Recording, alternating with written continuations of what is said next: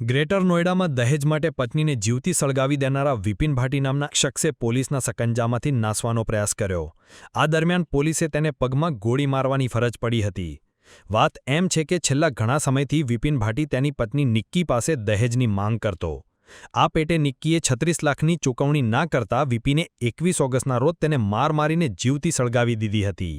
આ ઘટનાના 2 video viral થતાં પોલીસ પણ હરકતમાં આવી ગઈ હતી અને તેને ઝડપી લીધો હતો.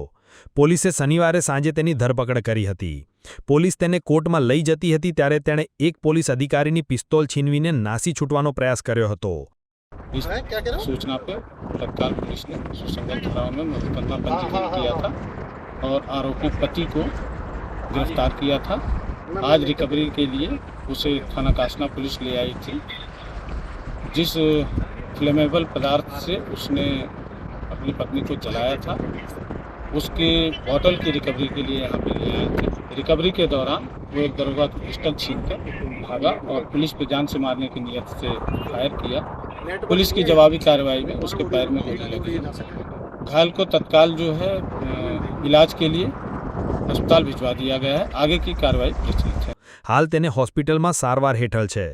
આ મામલે મૃતક પીડિતાની મોટી બહેન કંચને મીડિયાને જણાવ્યું હતું કે ₹36 લાખની દહેજની માંગણી પૂર્ણ ન થતાં તેના પતિ અને સાસરિયાએ તેની હત્યા કરી છે.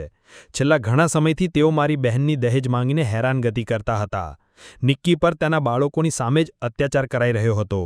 નોંધનીય છે કે પીડિતાના 6 વર્ષીય પુત્રે પણ પોલીસને જણાવ્યું હતું કે મારા પપ્પાએ મમ્મી પર કંઈક રેડ્યું, થપ્પડ મારી અને પછી લાઇટરથી આગ લગાવી દીધી.